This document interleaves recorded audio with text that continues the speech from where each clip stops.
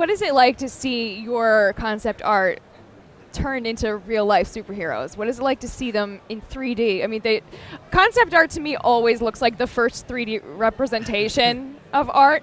But I mean, what does it feel like when it's on the screen and you see someone coming in a costume that you basically created?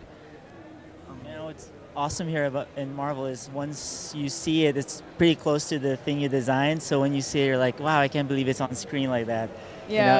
And since I've been collecting Marvels ever since I was like 5, I think. Yeah. And that's when I'm like, it just has a good place in my heart. I came full circle now. Wow. Yeah. I can't even imagine what that must feel like. So, yeah, tell us about the first time you saw something on screen, had an experience like that, where something came full circle. Well, like for me, like seeing the designs that we do it's amazing because you imagine it, you kind of do things in the computer and see what looks good, and then suddenly you're like, oh my god, I can't believe that's on screen. That's something I was working on here, and then suddenly it's there. Yeah. I mean, for us, it just feels like we're kids again. It's like, wow, we get to see that, and we get excited seeing the trailers and then seeing the movie itself. Yeah. We see it multiple times. Definitely very lucky to be a part of this team and part of the MCU as well. And I kind of always say that I feel like I'm a professional 8-year-old, just get to draw comics and character designs all day. So very fortunate to be here with these guys. It's like becoming an 8-year-old just with, your own plays, maybe some bills and responsibility, but still getting to do everything you ever dreamed of doing. Oh, man. Yeah. So Tell me about it. So Thor Ragnarok, Marvel Studios' Thor Ragnarok, was definitely a step out of the ordinary Marvel Studios fare. It was a lot of risk-taking. How involved in that part of that risk-taking were you guys? Man, we were there from the beginning, just the design phase, trying to figure out a look, all through what Taika Waititi requests. He wanted to do a love letter for Jack Kirby, so everything was, we had Jack Kirby as reference in our screens all the time. So to really try to capture the feeling and the design style while modernizing a little bit and putting our own flair to it. So Jackson did his... We were encouraged by Taika to really explore and go wild with the colors and shapes. And Andy Park also led that movie, and he directed us to just explore as many options and even really wild shapes that some of the characters would go for at this time, just because Taika is encouraging the Kirby style. Yeah. I think the great thing about Marvel Studios, ever since the beginning, was there's been so many types of movies that Marvel's made. From the Avengers movies to Guardians of the Galaxy and Thor Ragnarok to Black Panther. I mean, gosh, the plethora of different types of movies that Marvel Studios makes is just, it amazes us, and we're just lucky to be a part of that, and and to do our little part to make sure that it's in this movie. Oh, yes. It's in this movie that I got a chance to redesign Loki for Ragnarok. So I'm like, wow. I can't believe Taika, chose my design for it to come in the movie. But at the same time, I was trying to still put in that Kirby-esque feel to him, and that like Liberace kind of feeling for him. So it's like, that's really cool. That's the best style reference I've ever heard about a Marvel Studios movie is Liberace. Yeah. That's wonderful. Yeah, actually, the collector for Guardians of the Galaxy, that Liberace was also an inspiration for that character, just very flamboyant, theatrical. Because they're brothers with... with the Grandmaster. Grandmaster, so they both had that feeling. Big style.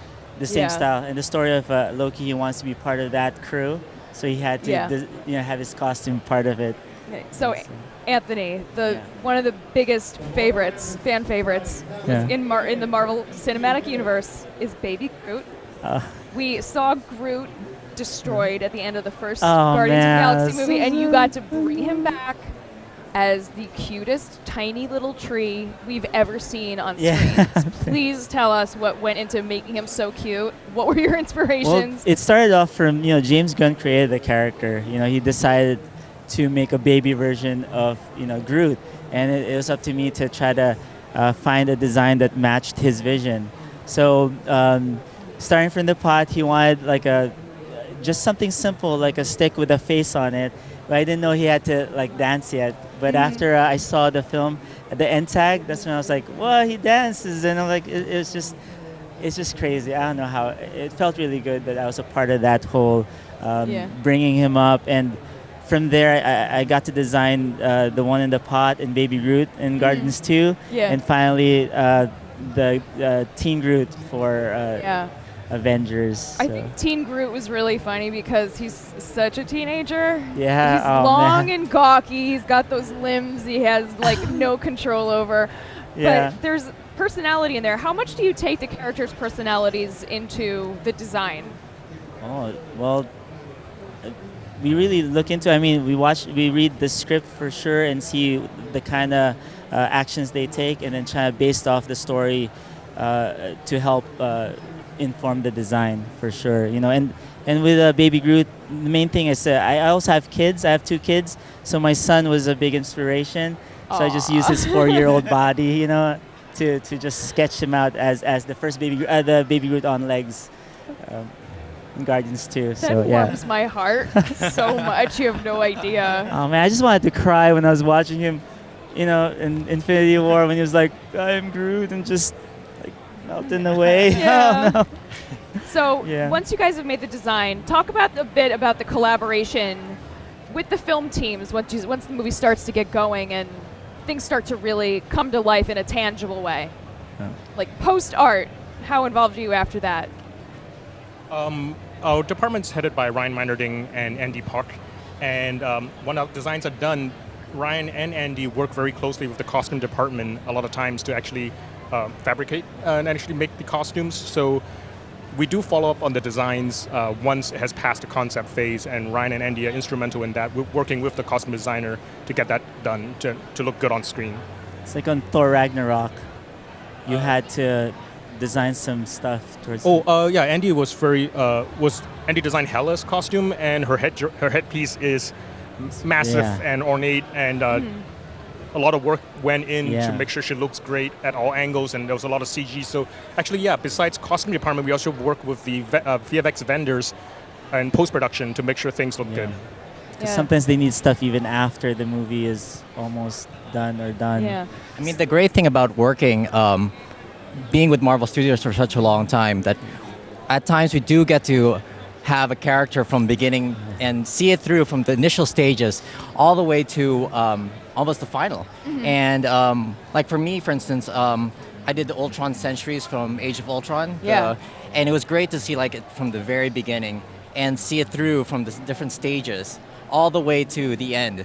And that for me was like one of those movies where I went, oh my gosh, I got to see something that I did. Yeah. And you know, it looks like the concept I was working on for such a long time. So, I mean, being a part of that is just, That's really amazing. So the Marvel Studios' latest release, Ant-Man and the Wasp. You guys all worked on that. Yes. These are classic Marvel characters. They come from a long line of Marvel history, the original Avengers.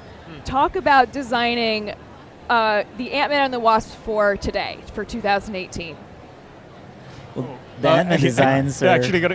Andy Park, our supervisor, designed Ant-Man and the Wasp costume for the movie. Personally, I did Hank Pym's Quantum Realm costume, but I think Andy was very faithful to.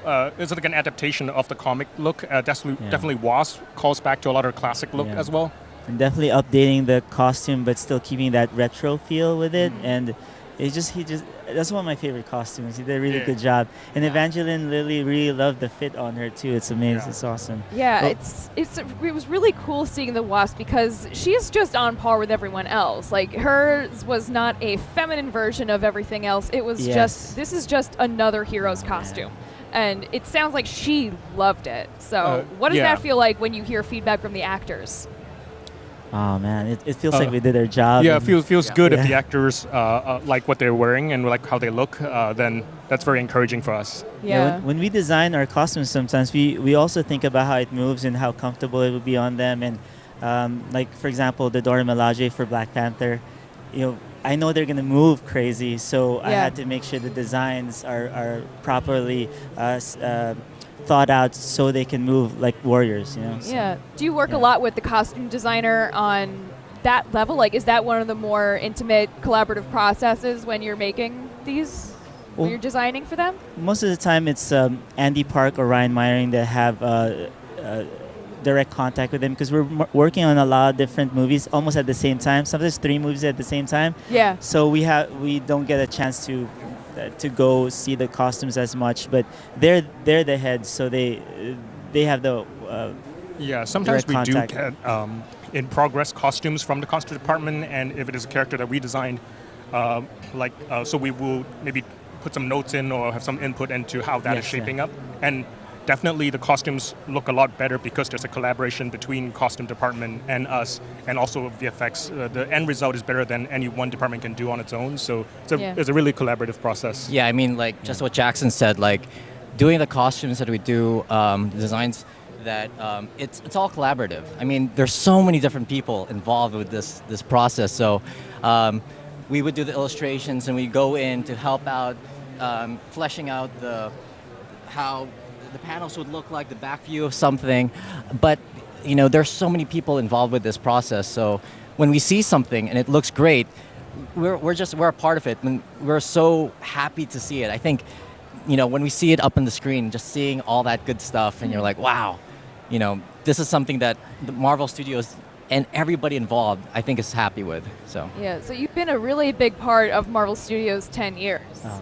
It's a lot of the most recent stuff, but you've really made a mark with these. Oh, I hope so. They're visually delicious, these movies. Part of a huge team. Yeah. Yeah. So were you guys all comics readers as kids? Yes. Yeah, I think so. Yeah? I mean, we read comic books, played video games, did everything that like a lot of kids did, and Played those a lot of things video actually games. influence us a lot. Yeah. It's everything that we did as a kid. It's like, oh my gosh, I was playing so many video games. I was reading all these comic books. I was watching all these TV shows, these cartoons. Yeah. And all those things just come back, and then it's great to go, oh my gosh, I remember this from the 80s. And then it's like, let's put like ideas in there, and it's just like you're rekindling the child in you, and it's fun.